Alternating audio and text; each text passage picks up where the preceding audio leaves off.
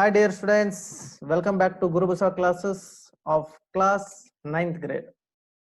We were discussing about the chapter number 5, that is Introduction to Euclid's Geometry. Okay, in this class I am going to discuss with concept of axioms and postulates. See, Euclid's assumptions and based on obvious universal truth assumptions, he made it as axioms and postulates.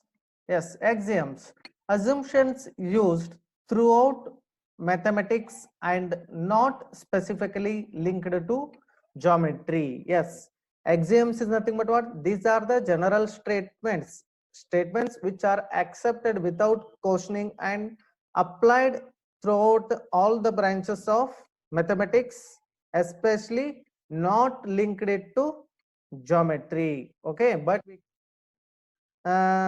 link it to geometry. Other than geometry, for all other parts, algebra, arithmetic, we can apply there. Understood? Yes, or in other sense, axioms are elementary statements which are self-evident, and which are accepted without questions. Like this also we can define it. Postulates, the general assumptions that were specific to geometry. Yes, these are the statements, okay, which are accepted without questioning and applied to only geometry. The general assumptions that were specific to geometry. Now let us see few axioms, that is some Euclid's axioms. First one, things which are equal to same things are equal to one another. Yes, that is, if A is equals to B and C is equals to B, then A is equals to C. Here A, B and C are same kind of things. Okay, I'll consider one example here. Consider a triangle and another one B as rectangle. Okay, area of triangle is equals to area of rectangle. Next, area of square is equals to area of rectangle. See here, from first what we considered area of triangle, which is equals to area of rectangle. In next situation, area of square is equals to area of rectangle. Obviously, from these two cases, what we conclude? Area of triangle is equals to area of square. Area of triangle is equals to area of square. Therefore, if A is equals to B and C is equals to B, then A is equals to C. Understood? Consider triangle, rectangle, square. You can't take angles and compare with these. Okay, the magnitude should be same. Yes, second one,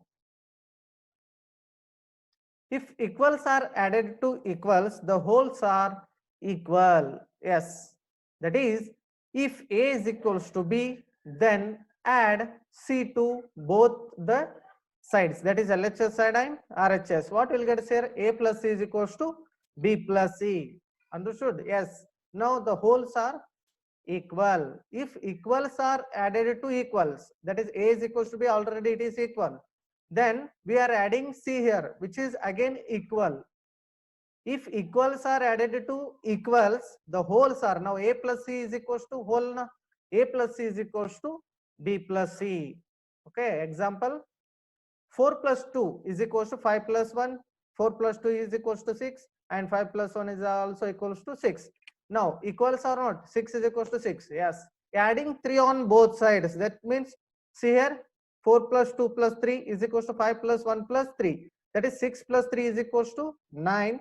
6 plus 3 is equals to 9. 9 is equals to 9. If you added equals to both sides, LHS and RHS, again whole is equal or not? See here, 9 is equals to 9. This is the second axiom. Third one, If equals are subtracted from equals, then remainders are equal. Okay, that is, if A is equals to B, then subtract C on both sides.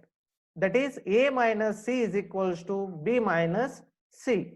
Okay, I will consider one example here. 4 plus 2 is equals to 5 plus 1. Subtract 3 on both sides. That is, 4 plus 2 minus 3 is equals to 5 plus 1 minus 3. Okay, subtract equals. That is, 6 minus 3 is equals to 3, and 5 plus 1, which is equals to 6 minus 3, again it is equals to 3. Therefore, if you subtract equals from equals, then remainders are equals. This is the axiom number 3. If equals are subtracted from equals, then remainders are equals. Okay, fourth one.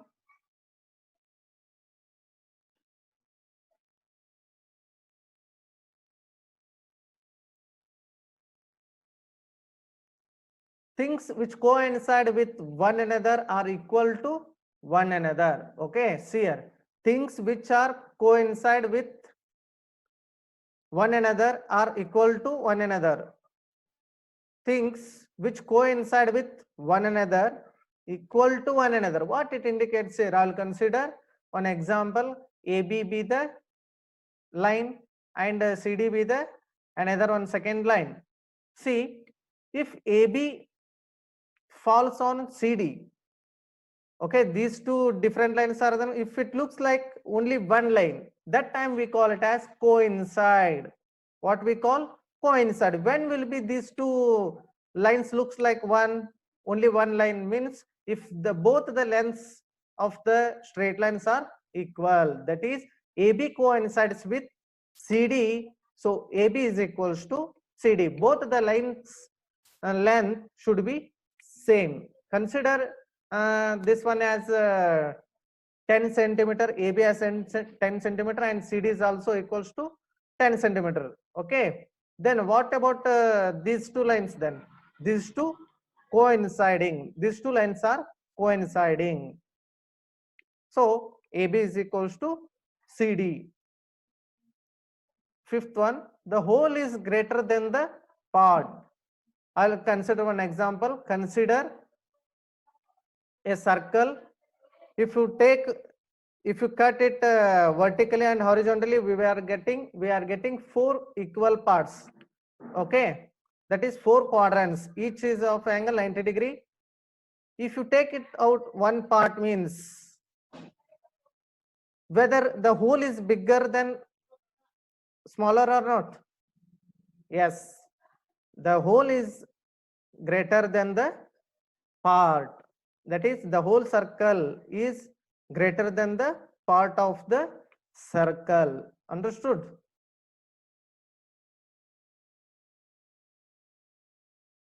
Sixth, things which are double of the same things are equal to one another.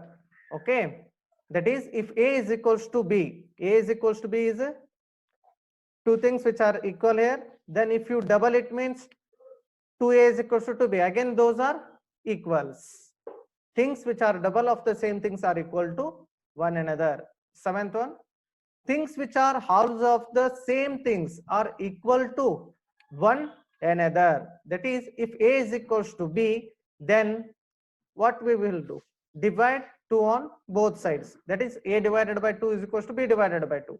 Now A will become half, B will also become half. Then those two are equal or not? Yes. Therefore, things which are halves of the same things are equal to one another. These all